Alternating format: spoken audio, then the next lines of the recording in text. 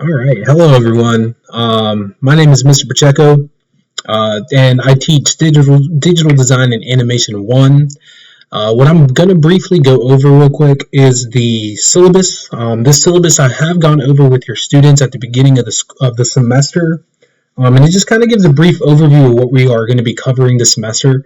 This class revolves around 2D digital design as well as 3D digital design, and we use a combination of various programs and various tools in order to accomplish that. So, one of the first sets of programs that we're going to be using are the Adobe Creative Suite programs, which include Photoshop, they include Illustrator, Premiere Pro, and I'm really hoping that we can touch base with a little bit of Adobe Animate this semester as well.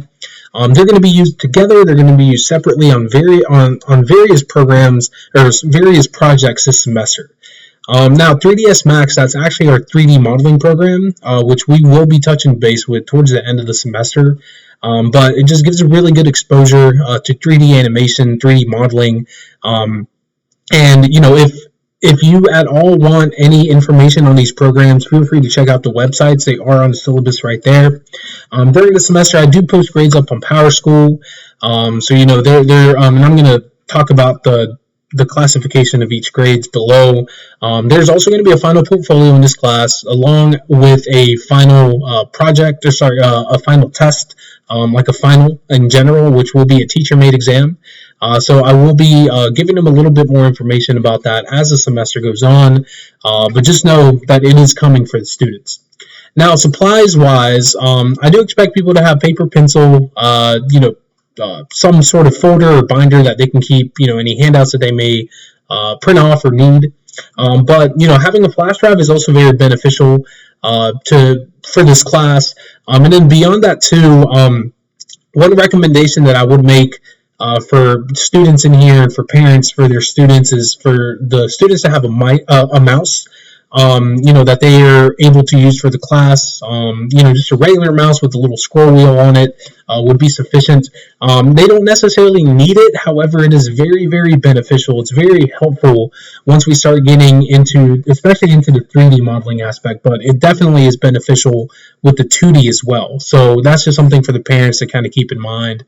Now, accountability wise, I do take up late work.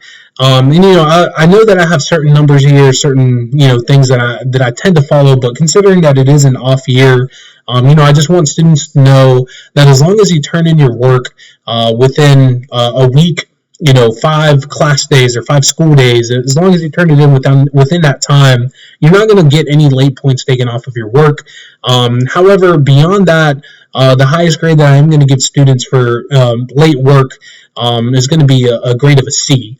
Just kind of keep that in mind as you're working throughout the semester. It's going to be very important that you turn in your work, turn it in on time.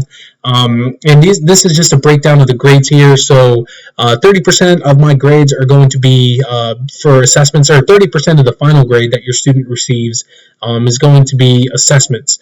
30% is going to be classwork, and then we have 40% for their projects. Throughout the semester, that's how their grade is going to be calculated.